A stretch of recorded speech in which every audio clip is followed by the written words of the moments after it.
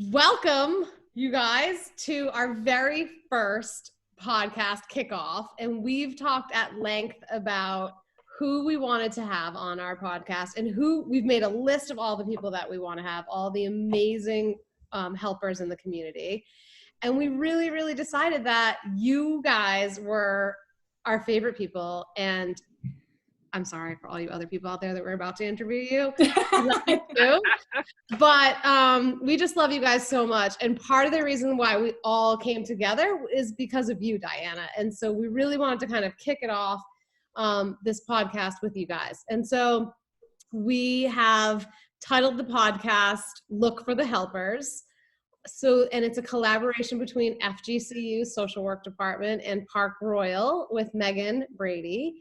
And so we all know each other, but for those who are going to, hopefully millions of people who are going to watch us, they don't know anything about us. So I am in the process of getting my PhD, and I am studying first responder trauma, stress and coping in first responders as well. And that's how we sort of all came to know each other. But I'm also at Florida Gulf Coast University as the field education coordinator in the social work department. And so I spend most of my time trying to place our bachelor level social workers and our master's level social workers in internships. So that's most of what I do during the day. And we'll talk a little bit about how we all came together in a minute, but Megan, if you just give us a little brief introduction, and then we'll go to Diana and Steve. Hi everyone, I'm Megan Brady, and like Nicole said, I work for Park Royal Hospital. I'm in our business development department, and my role has been more shaped as a community liaison. So what I get to do is really look for the helpers in our community and learn about all the resources that are available for our patients at Park Royal for when they leave here, but also, you know, sharing our services as a mental health and substance abuse treatment facility with the organizations in the community should their clients or patients ever need help. But what I kind of found was I was blown away by the work that's being done in the community, and it was really special when other people would get to connect me with other professionals, and I got to do the same, and that's kind of how we ended up landing here. And when I met Nicole, we decided we wanted to do this podcast to really spotlight the people that we get to talk to on a regular basis and share the amazing work that they're all doing with the rest of the community. So I'm excited to be here, and I'm super excited, obviously, to hear about Diana and Steve. I know we just had you guys over at Park Royal a couple months back to share your story, and people are still talking about the impact that you made on them. So with that, I guess I'll hand it over to Diana and Steve. Hi. Well, first, let's give credit where credit is due, because I don't think any of us would be here if it wasn't for Steve. So I'll let him lead our introduction. There you go. Thank you for that. My name's Steve Hernden. I'm an engineer with Cape Coral Fire Department. I've been on right around 13 years now. And through that, I've promoted up to engineer. I'm also a paramedic and a rescue diver because of all the canals we have here. I boat a lot, as you can kind of see behind me. I'm on a boat right now, moving it. Can you show us the background? I'm moving a boat up the West Coast right now, and we're just outside of San Francisco Bay. There's the Golden Gate behind me. But yeah, that's a little bit of my introduction. I'll talk more about myself later, but Diana, if you want to introduce yourself. Sure. I'm Diana Hernden. I'm Steve's wife, and been a firefighter for about as long as Steve has. We actually have the same hire date at different departments. I'm a division chief with the Iona McGregor Fire District. Been there about 13 years, and also a paramedic. I recently promoted, it'll be a year ago in 2 weeks. I promoted off the road to a chief officer position, so I'm no longer running emergency calls. My job is to support the men and women that are running the emergency calls and make sure that they have the materials and the resources they need to serve our citizens. So it's a change and a lot of work, but I absolutely love it. Steve and I also have 2 kids, 7 and 5. We've been married, let's see, our anniversary is actually the same day as my promotion anniversary. So in about 2 weeks, will be our 9th anniversary. So, and then I also am with the Florida Firefighter Safety and Health Collaborative, and it's a nonprofit that was started in 2016 to promote the sharing of information and ideas between departments, to promote best practices and maintain the continuing safety of all of our brothers and sisters throughout the first responder community in mental wellness, cancer prevention, physical fitness, and scene safety. Awesome. Thank you both.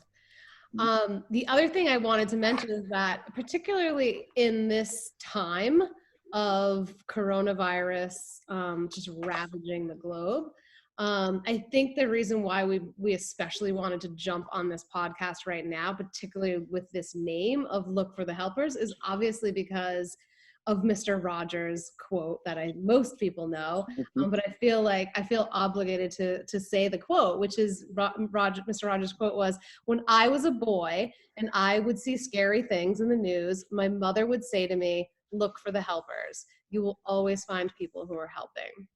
And so we thought, this is a perfect time to do this. This is a perfect time to take a look inside of our community and hopefully eventually outside the community to look at, who are the people who are doing all this good work, and how can we share that with other people? And as Megan said, how do we then connect everybody together? And Diana, you and I talked a little bit about this last night about just how exciting it is to see the amazing talent that we do have in the community. And we really want to, as Megan said, spotlight it. That's really our mission, is to spotlight what everyone's doing. So we want to start with a couple of silly questions just to kind of break the ice before we get into some more details. So I'm gonna leave it to Megan to give her question to you guys, and then I have one. Okay. So I actually use this to judge people. So I will be judging you based on your answers, just a disclaimer. I'm just kidding. So I want to know what your top 3 favorite, in almost like a crescendo order, so like your least favorite building up to your most favorite cereal is. You take the lead on this one. You eat a lot more cereal than I do. Well, and you might have to reach back to childhood too. And these are top 3, right? Mm-hmm. Top 3, third to the first. So while I do appreciate adult cereals, and I categorize adult cereals by cereals that don't have a cartoon on the front of it. I love kid cereals. So mine would be Apple Jacks, Corn Pops, and chocolate Rice Krispies. Oh, interesting. For the chocolate. Do you drink the chocolate milk? Yeah, for the chocolate milk. Absolutely. That's why it's number 1. Okay, all right, good. But it's very multifaceted, those Cocoa Rice Krispies. I really respect the Apple Jacks, though. You too. Oh, mine are so boring. Megan's judging. Oatmeal? Oatmeal? I like oatmeal. Cheerios, honey nut Cheerios. If they're plain, put some honey on top. So you basically invented the honey nut Cheerio, is what you're saying. Exactly. Okay. Oh, jeez. Can I say just the marshmallows out of Lucky Charms? Yeah. Absolutely. Totally acceptable answer. You gotta live a little. That's right. That's great. Thank you. I'm not disappointed by any means. You both really lived up to my expectations. But she is still secretly judging you.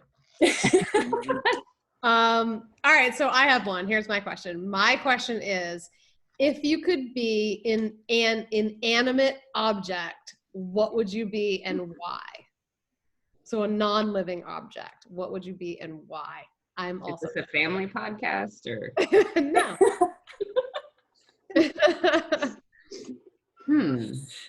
I don't think anything. Actually, that's a good question. We really need to Yeah. consider whether or not it was a family podcast. We'll decide that after.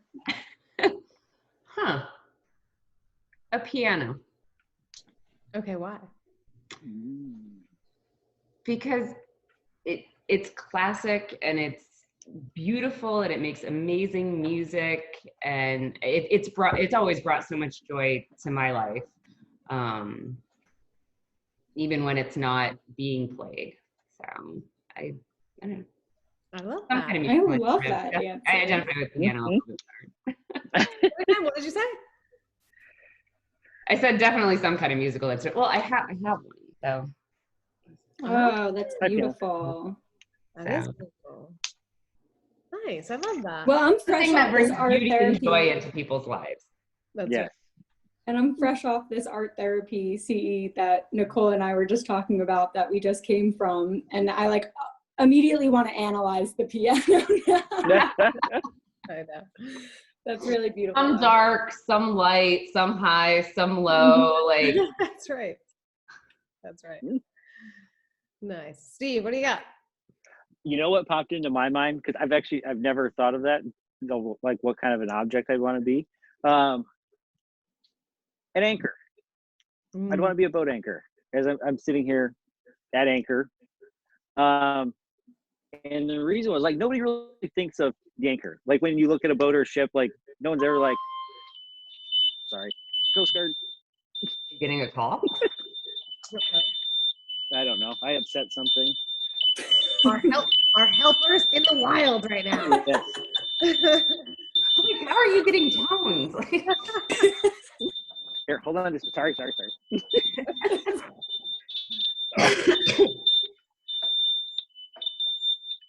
Firefighter setting off a fire alarm. I know. Yeah. No, it was. I don't know if it was low voltage or something on the VHS. So back to the anchor. You know, when you look at a boat, no one ever really looks at the anchor. They don't think about it. They think of all the other stuff on the boat until they get in trouble. Until they get in trouble and that boat's not working anymore, the first thing they do is set the anchor. They put that anchor out to set it to make them safe so they can figure out what the problem is. So it kind of goes along with the look for the helpers.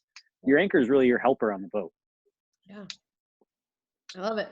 Oh my gosh, these were great answers. So sweet. Getting me emotional. I know. I love it. All right, we ready to move into some more serious topics? Let's get to the serious stuff. We do. I think the anchor one was pretty deep though. So I Yeah, don't know if we yeah, can get more it was serious. No than pun that. intended. I was ready for that. Thank you for picking up on that. So, you know, as we all know, we've been talking a lot about, you know, how do we help the helpers, right? We've been talking a lot about that. We're in a task force together. We're doing a lot of work to try to put that together. But you know, one of the things that why I feel like I really wanted to talk to you guys is because this is my, you know, favorite area of interest. It's something that I spend most of my time doing, researching this issue of, you know, how does stress impact our helpers, our first responders specifically. And so we know that that it impacts folks in a way of psychological impairment, increased risk of substance use disorders, increased risk of suicidal ideation, increased risk of PTSD. And we can't as a society ignore the suicide rates that are through the roof in our first responders right now. And so obviously we all know that, and we're all working on that. But I wanted to hear a little bit about, you know, what I've seen you guys in action, right? You guys have brought me into the academy. You guys are doing the mental health training for the new recruits in the academy. So I've seen you in action, and even though I've been researching this for years, I mean, you guys are pros, and you guys know this stuff like the back of your hand. But tell us a little bit about how it impacts, you know, the folks that you see around you, like not from a research perspective, but from a real life perspective. how does it impact you guys and the folks around you? Either one of you can start. Mm-hmm.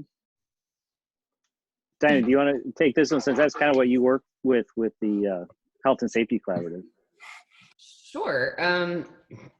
It can manifest itself in a lot of ways, but as a helping profession, whether you're talking about firefighters, EMS, cops, any first responders, any helping profession, even into, emergency room nurses and doctors, we live under this blanket of socially prescribed perfectionism, where if people get hurt or people die or buildings come down because we didn't put the fire out fast enough, we have failed. We haven't done our job. And so we're held in this very, very high esteem by the public. And we also kind of shackle ourselves with this idea that we have to be perfect. We have to save everybody, save everything, be there, be everything for everyone. And life just doesn't work that way. But when we are set from the get-go with that mentality of either you save or you fail, it sets up just a really hard standard to live up to, and an unrealistic standard to live up to.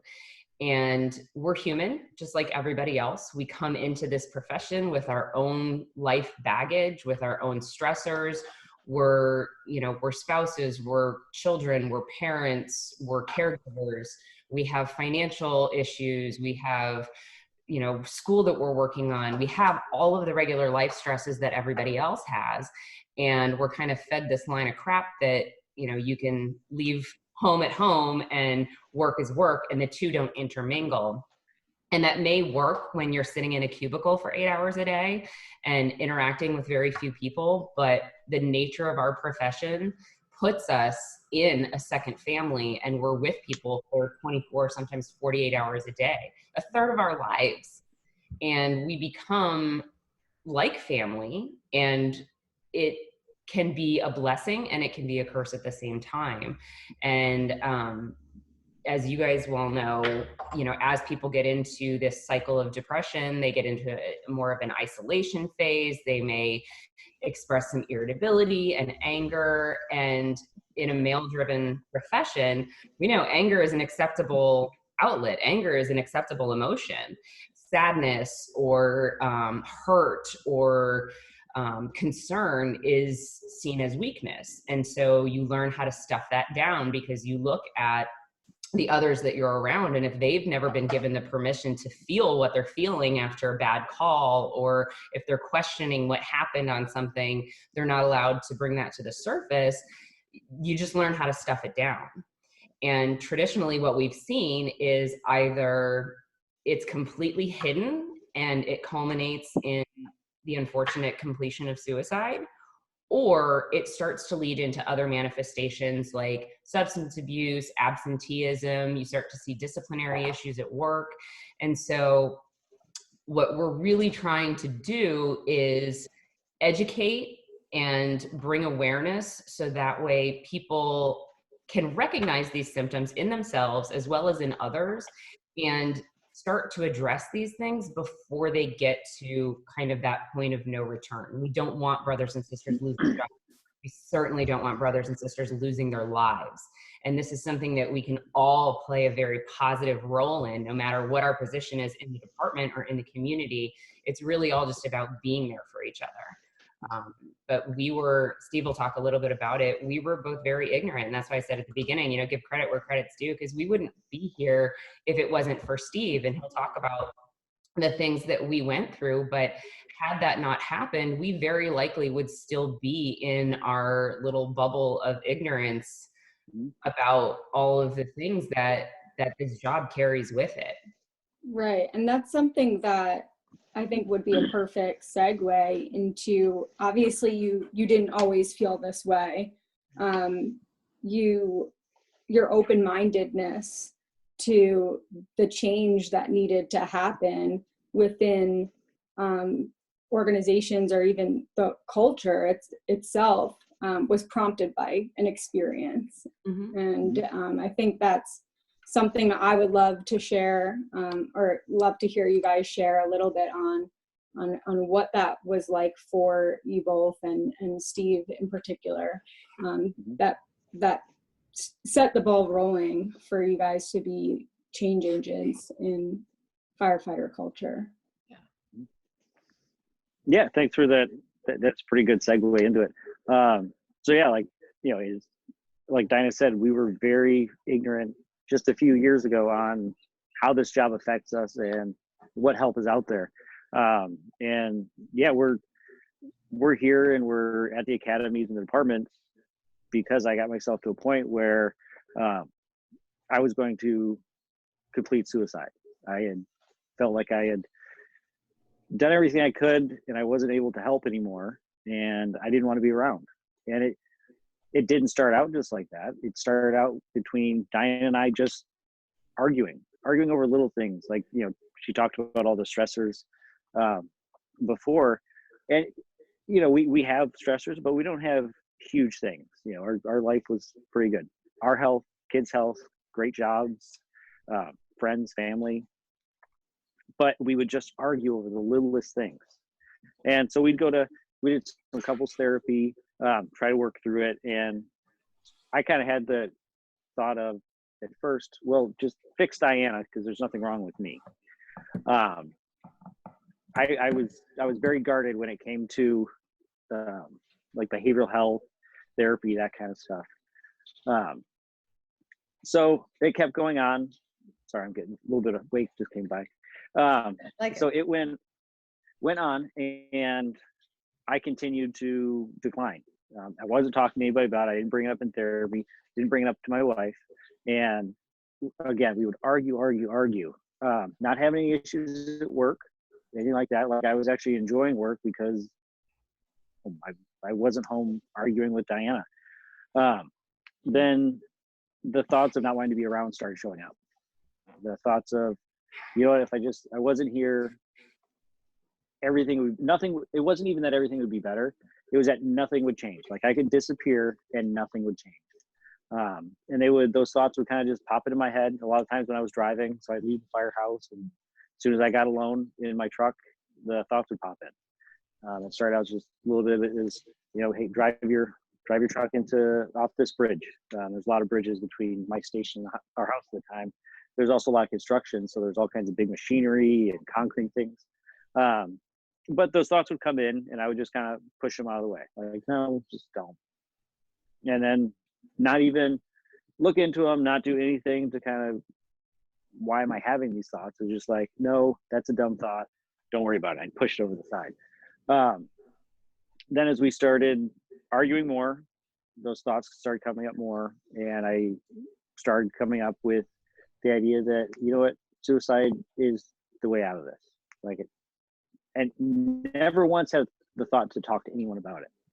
And then one night, the first time I ever said anything to anyone, Diane and I were arguing, turned into this big blow-up fight over nothing. We don't remember what it was about. And I walked out of the room and said, no wonder why I want to fucking kill myself.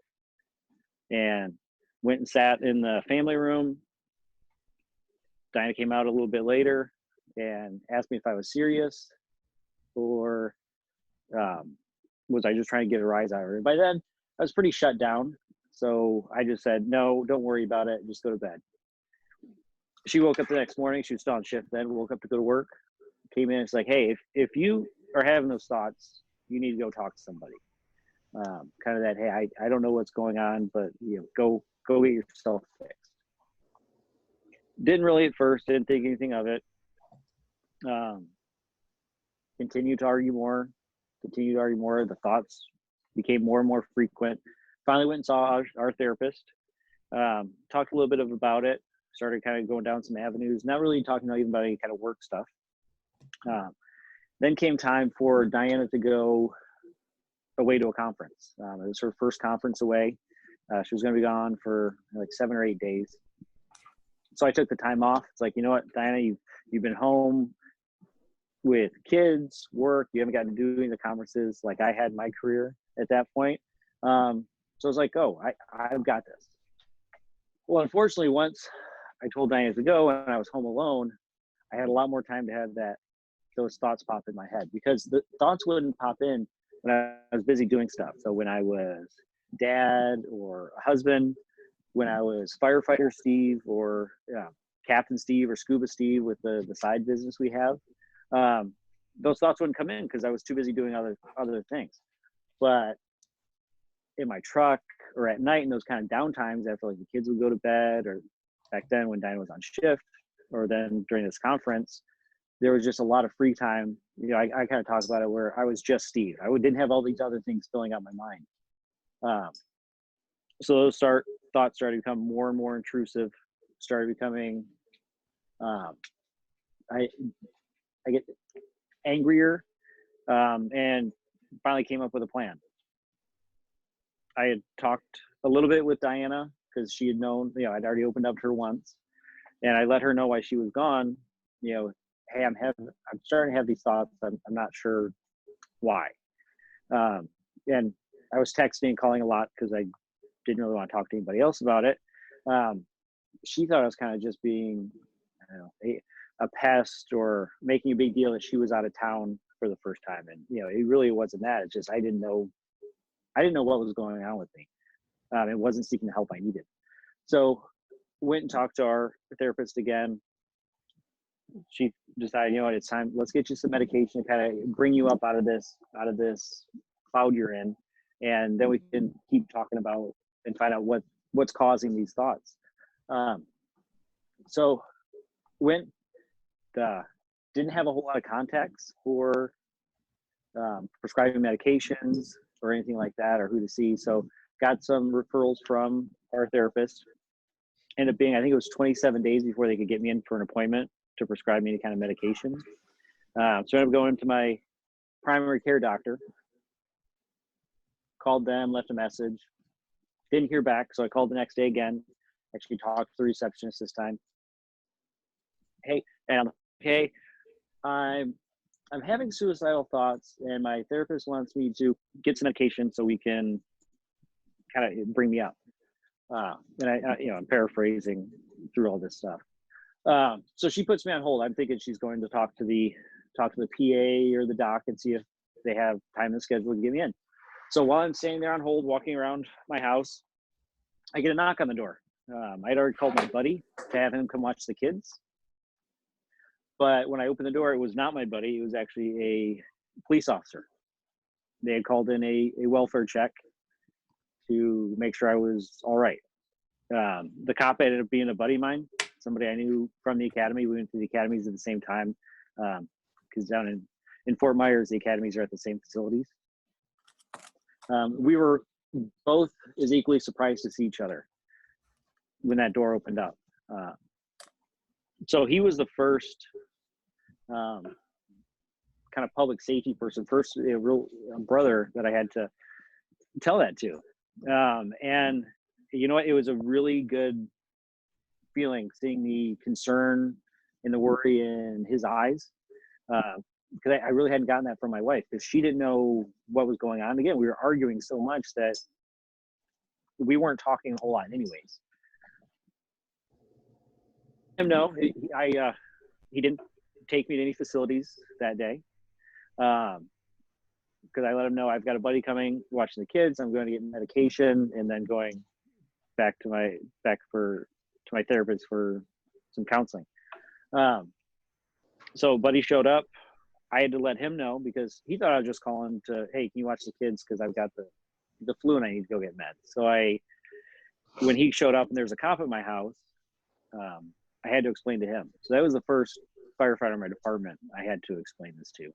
And again, that same kind of concern, same kind of worry for my well-being. So he watched the kids, went and got medication, came home, called Diana and told her, I'm like, hey, I need you to come home. I can't control my thoughts anymore. I don't feel safe, including with me watching the kids. So, Diana agreed to come home. Had to get, because she went on, it was a work conference she was on, so I had to make sure it was okay for her to come home. So did that. My buddy actually stayed with me that entire entire night, watched the kids again while I went to the airport to pick up Diana. Brought Diana home.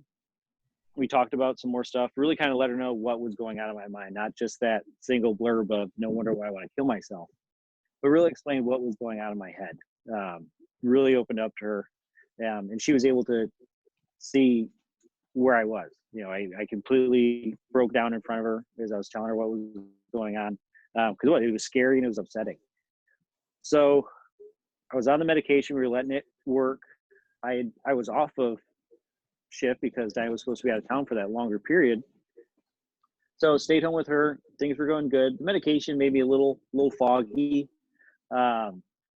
So I knew I wouldn't be right going back to work. Like I knew I wasn't able to think straight with the medication. Like it was almost like there was a little delay between my thought and like what my hands would do, kind of a thing. But I wanted to tell my crew what was going on before I called administration, let the chiefs know.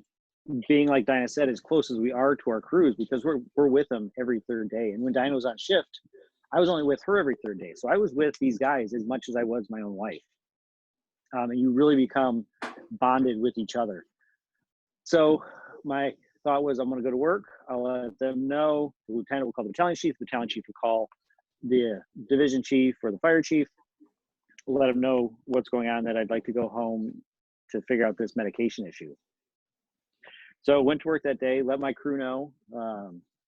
They were completely caught off guard by what I told them. I didn't have any kind of tells or symptoms. I was still at that kind of like that regular Steve level where I was out in the day room, cutting up with the guys, not having issues at work, good on the calls. And they were very surprised. Again, very caring, very, very open if I needed anything. But so they call administration.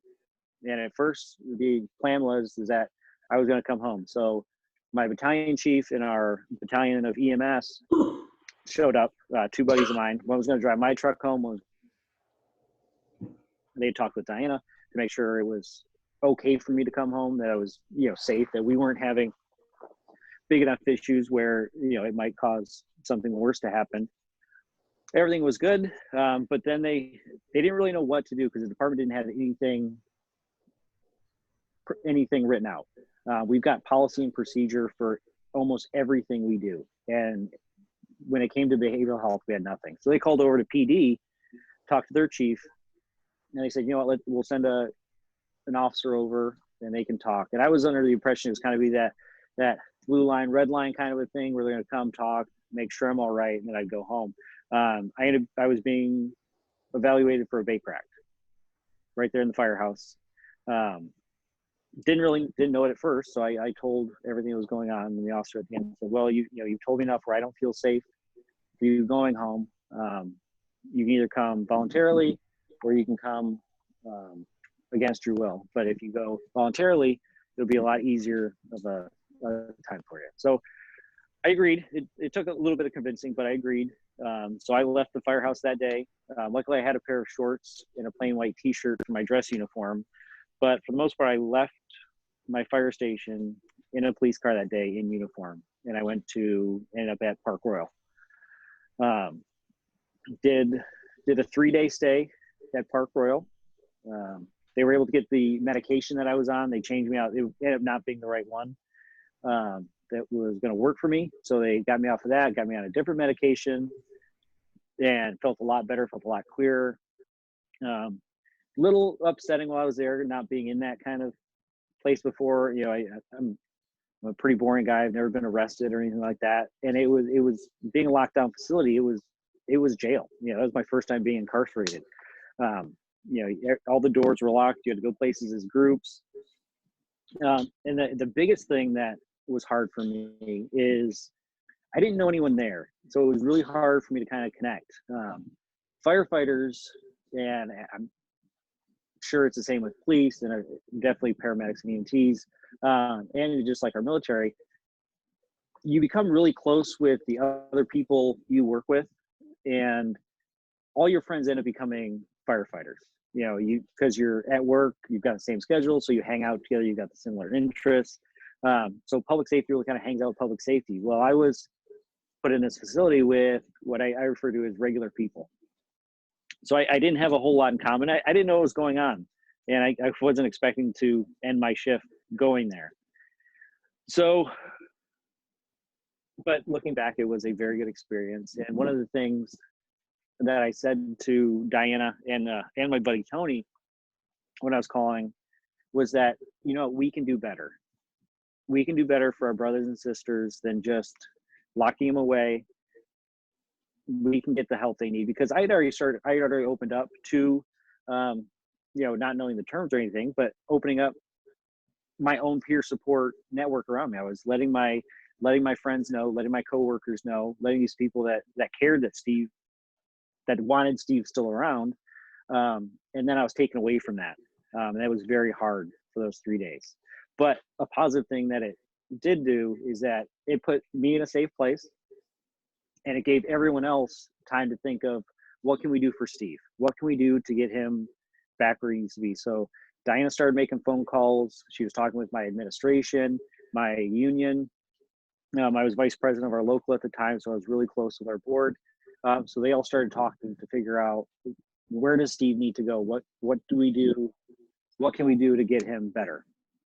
So I'm not even sure who brought it up, but somebody's like, let's call a guy over on the east coast of Florida. His name's Dustin Hawkins. He was at the time, he's an engineer for Indian River County, and he had similar issues and got the help he needed, and then became a big proponent of behavioral health and awareness along those lines in firefighting. So he'd start talking at conferences. So the chiefs had heard him speak. So like, let's call him and see what we can do. So they got Diana in touch with Dustin, and he was able to kind of shine some light on what was going on, what may be going on with me, and some avenues for treatment to get me back home, to get me back online, back to work. So I got out, and they started talking to me about, this may be job related.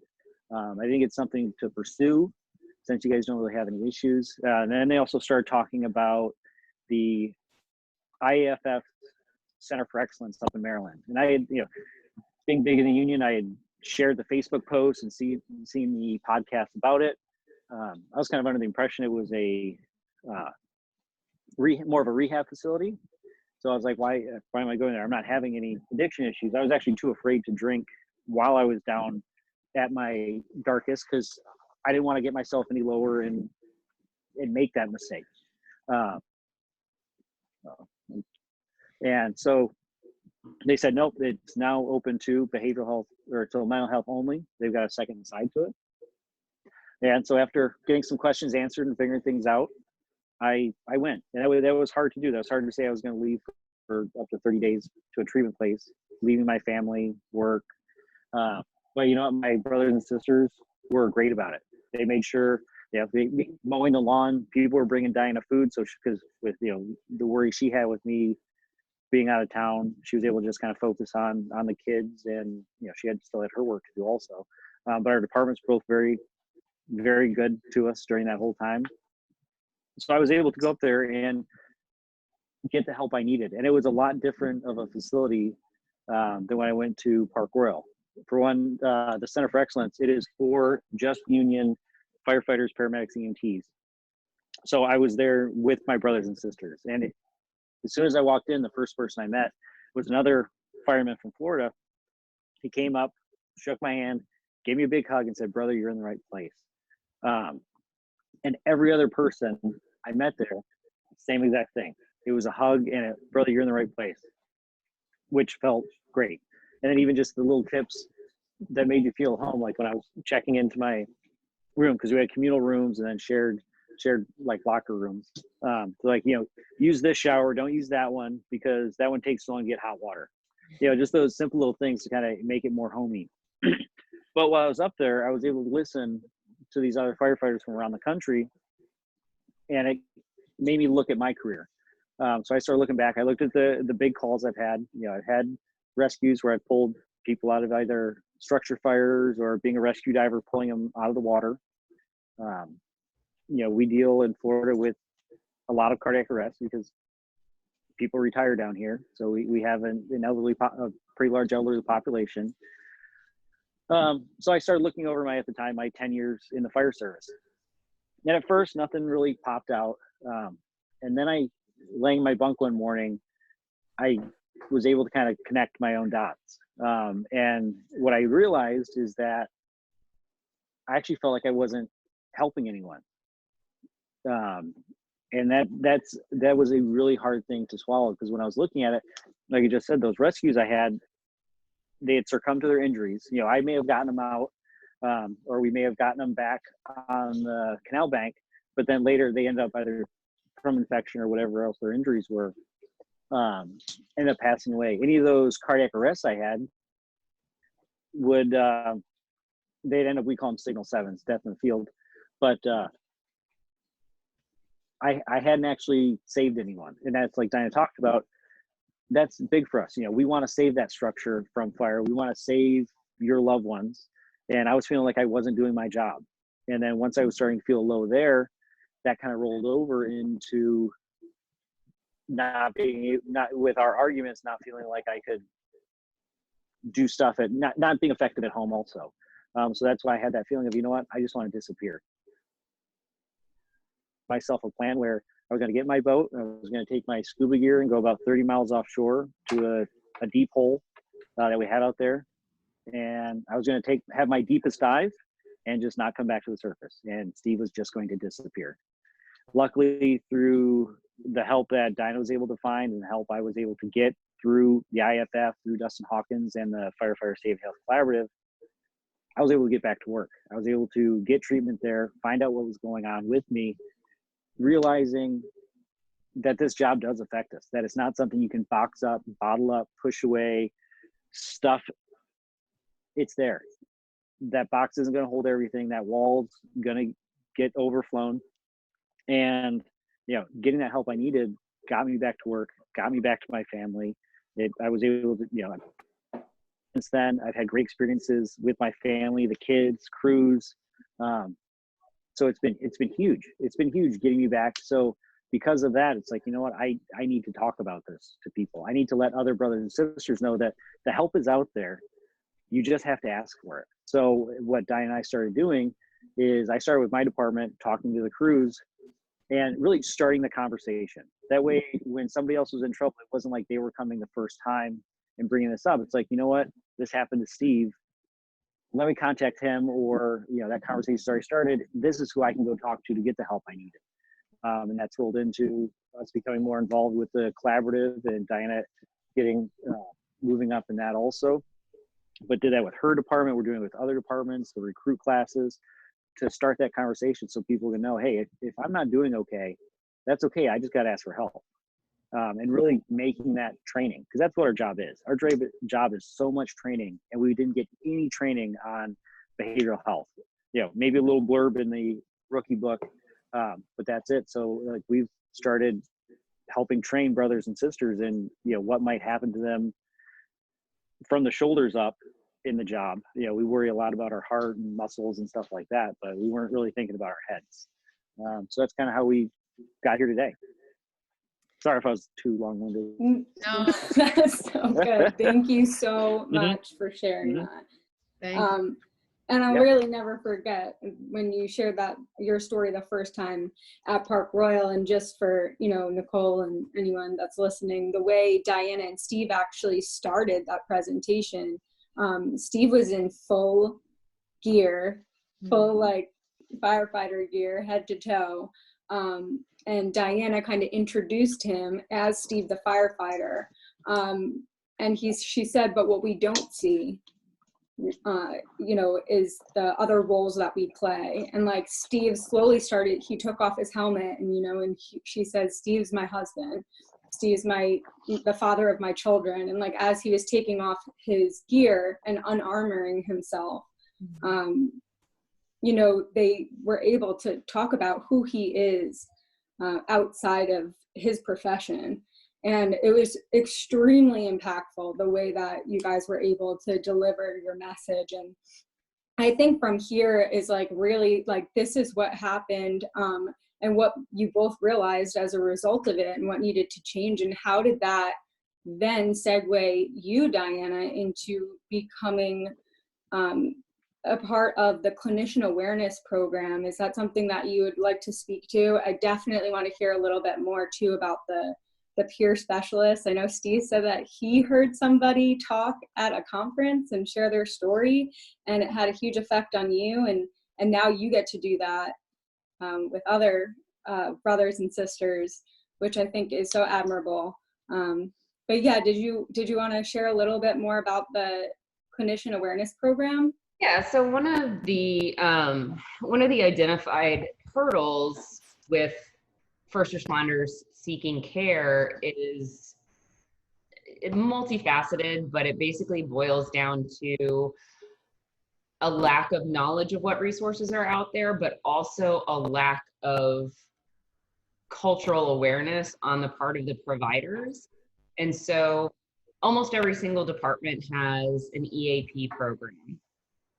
A lot of departments don't know how to properly access it, but those that do, you know, somebody finally gets the courage to come up and say, hey, I'm struggling with whatever. Or more often what happens is there's a disciplinary issue and they get forced to go to EAP. They hand them a pamphlet or a business card with a telephone number on it. They call, they go to some random clinician and they get a couple of sessions in, but unless that clinician is familiar with the first responder culture and what we actually do as a profession, what ends up happening and what has happened time and time again through stories from our brothers and sisters who have unfortunately been through this is that they get up they finally get up the courage to spill their souls to this individual. And we do it in the only way that we know how. And it's with our slang and our jargon and talking about the job or whatever else might be going on. And there's this gap. There's this information gap between the patient and the clinician. And so part of what we are trying to do is to bridge that gap. And so the clinician awareness program was developed by the collaborative to really narrow that gap by bringing in clinicians, teaching them about the culture and the language, because what people mostly understand about the fire service, unless they grew up in it or had a family member in it, they get from TV, you know, Chicago Fire or any of the other number of shows out there. And so our goal is to really bring them in and help them understand why we are the way we are and why we do things the way we do. Like Steve mentioned, we're very, you know, we thrive off of policies and procedures and SOGs, and that's great on the fire ground, but it doesn't translate well to real life and to personal life. So especially when you get a first responder who has a non-first responder spouse, there's a lot of communication disconnect there. And so the program has been going on for 3 years now. There's been huge success with it. Unfortunately, we're in a bit of a hiatus right now because of everything going on. But the basis of the program is we bring in about 40 clinicians. We have a hosting department, and we talk to them, we educate them, we put them in full bunker gear so that they not only understand the mental stresses. We're not there to teach them about, you know, stress and PTSD. They're the experts on that. We're there to give them that very visceral, very physical experience of this is what we deal with on a mental side, but this is also what we deal with on the physical side that complicates the mental aspects of it. And we bring them into the fire stations because many of them have never been in a fire station.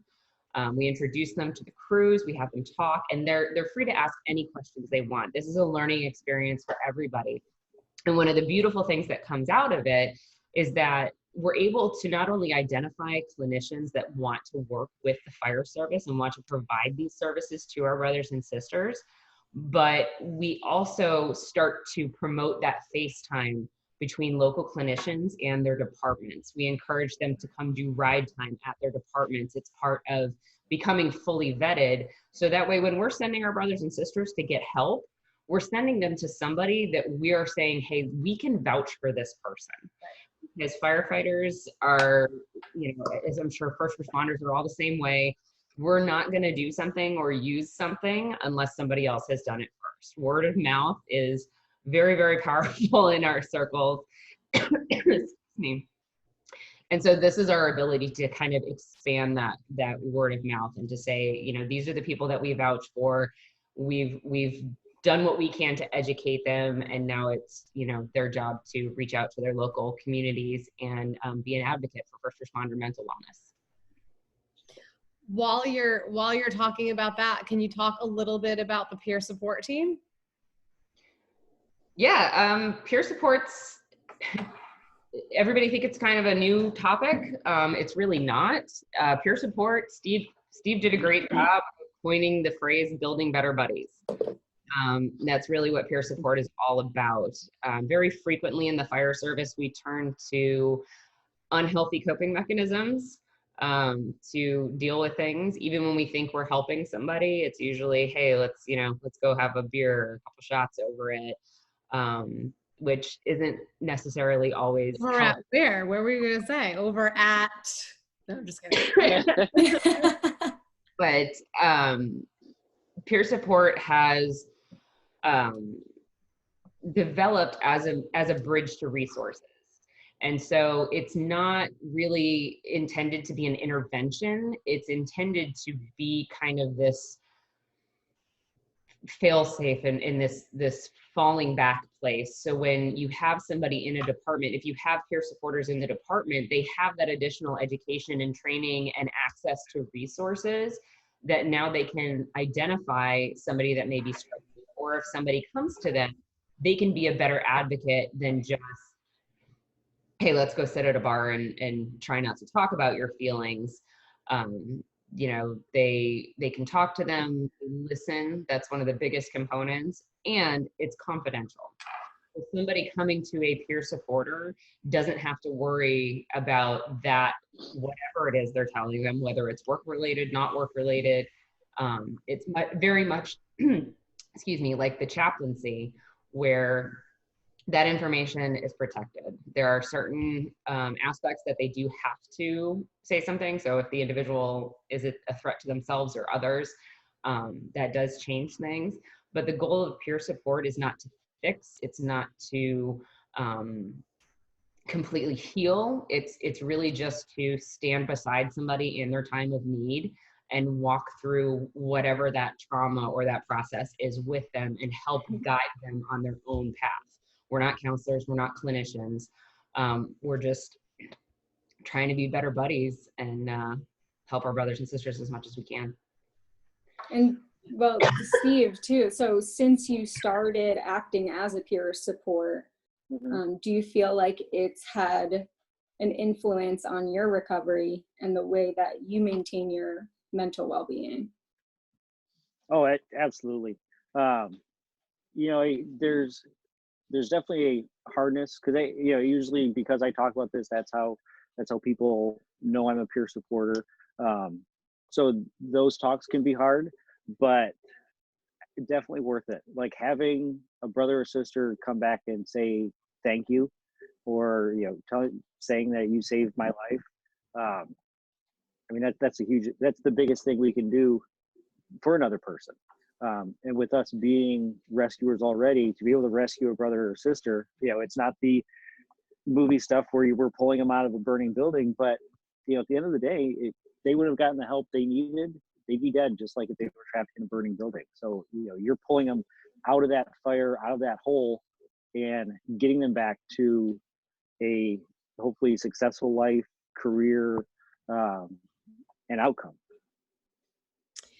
I love that. I love that. I know, that was perfect. The whole time that you were telling your story, and when I've heard you tell your story before, the thing that always comes to mind for me is that, first of all, how exhausting it is to pretend right? Like you spend Mhm. all that time pretending that everything is okay. And I as you talk about it, I think that must be so exhausting, right? Exhausting. Yeah. To keep up the bravado, Mhm. particularly in your line of work. But the other thing that comes to mind so vividly is that what you have done by sharing your story time and time again is braver than running into any fire, because there's a stigma attached to telling your story. Mhm. And so I just thank you so much for doing that for everybody to see. And I hope we eventually get 1 million, people viewing this, so that people can see that it's, like you said, it's okay to not be okay. And I would love to have you guys on again just to talk about stigma in the fire service or in first Oh, yeah. responders, because it is cultural. You mentioned culture a few times, Diana, and that's another interest of mine, is just because, and again, I know we've talked about this, but because it has to come from within the department. It has to be this grassroots thing, because you can't have other people coming in telling you how it's supposed to be. It has to come from people like you who are going to single-handedly change the culture of stigma, really. And so, I thank you. I'm cognizant of the time right now. We're almost hitting an hour. So I want to hit two last things. One is going to be our last silly question for you guys, but the other one is just sort of, if you had to have a takeaway, right? If you wanted anybody to learn one thing from this podcast, what would it be? Like, what's the takeaway that you want people to know? Regular, everyday people.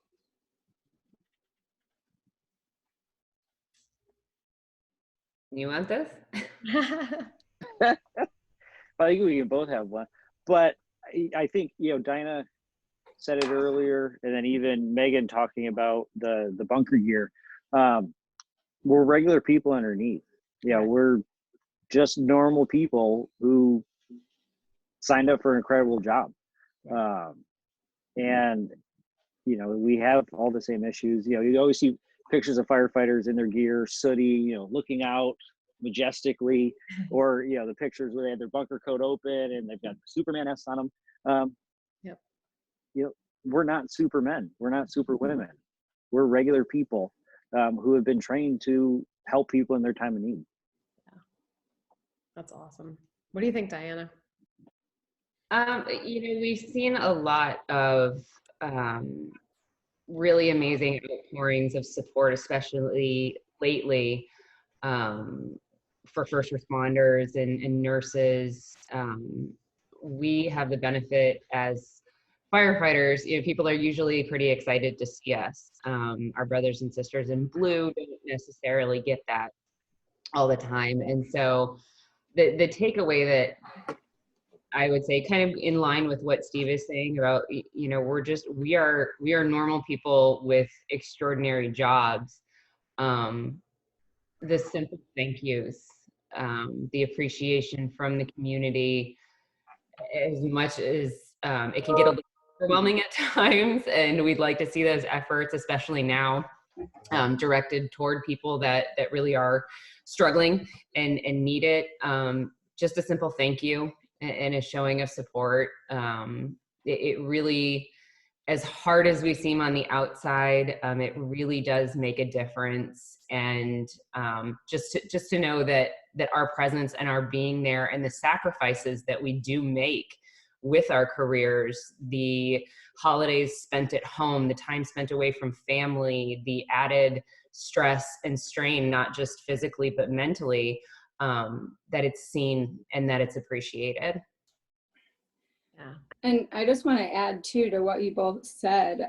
First of all, I think it's kind of ironic that Steve is currently visiting us from the Golden Gate Bridge. Which, I didn't even think about that. Yeah, which is pretty notorious for the amount of suicides that happen at that bridge. And I believe the state of California had okayed, or like the Transportation Authority had okayed like a $70 million net or budget for a net to be established or put in underneath it to kind of prevent any more suicide deaths. And there's been stories, Kevin Bridges, as well as some heroes that are firefighters that have saved people from jumping. But it's pretty incredible to be talking to a hero right in front of it. And for anybody that's listening, of course, we're going to have people that are not firefighters listening, and especially for our kids right now. I mean, like, I know when I was little, I wasn't writing that I wanted drawing a picture of a business development professional at Park Royal Hospital when I grow up. So I'm so happy that's what I turned out to be. But kids like look up to firefighters, and we all do. And for everyday people, like you said, to hear your story. I mean, you don't just touch the lives of your brothers and sisters, you're touching a lot of lives. And look for the helpers in particular. Like, I think we established our mission here today, which, is giving a place for people to go if they want to be a part of the help. Now they can go and, you can look up the resources that Diana and Steve had shared with us. And if you need help, you know where to go.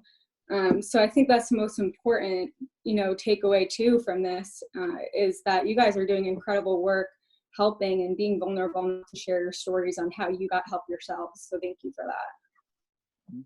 Thank you for having us. Yeah, thank you for having us. Yes, and we're going to have you back because we need to talk about a million other things. So many other things. But okay, so we have a silly closer, and we're going to give you the quick backstory on it, which is that we were thinking about, I don't know if you guys know Desus and Moreau, but Desus and Moreau, they were on Vice. They had a night, like an evening show, like an 11 p.m. kind of night show. Oh, yeah, yep. You know them? They're formerly known as the Bodega Boys. As soon as I said that to Megan, she was like, oh yeah, I know that. But anyway, they do this thing where, because they were originally the Bodega Boys, they talked about how every bodega has a neon sign. And whenever they always get a celebrity guest on. So you guys are our celebrity guests. And so what they do now, they're on HBO now as Desus and Moreau. And every time they have a celebrity on, they say, "What would your rainbow say?"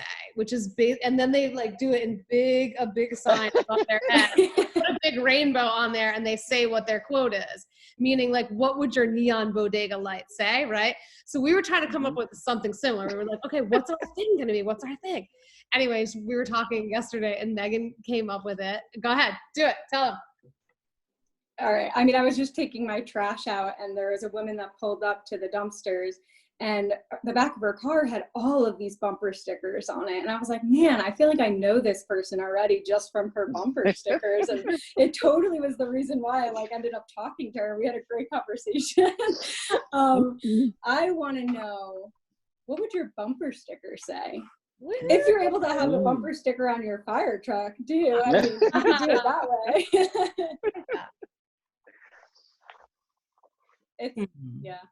That's a tough one. That's a tough one. It is a tough one. I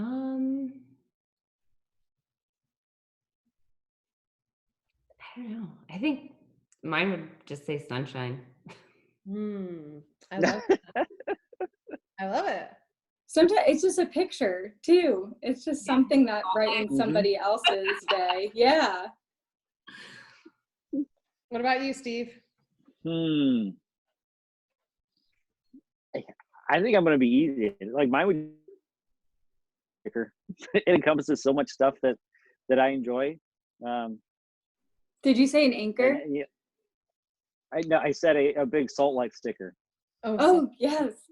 Big every truck and transplant from the Midwest has a salt life sticker on it. So Yeah. Me being a transplant from the Midwest, that's probably what it would be. Yes. Perfect. Mine may just say keep back 500 feet. That's the bumper sticker our fire truck has. Yep. That's perfect. That's awesome. Well, thank you guys so much. It was amazing. You're coming again. We're going to have you again. We'll talk soon. Yes. Sounds good. Sounds good. Safe travels back, Steve, and we'll Yes. see you soon. All right. Bye, I'm gonna look everyone. for that Thank net you under the so bridge. much. Yeah. We'll check Bye. it Bye. out. Bye.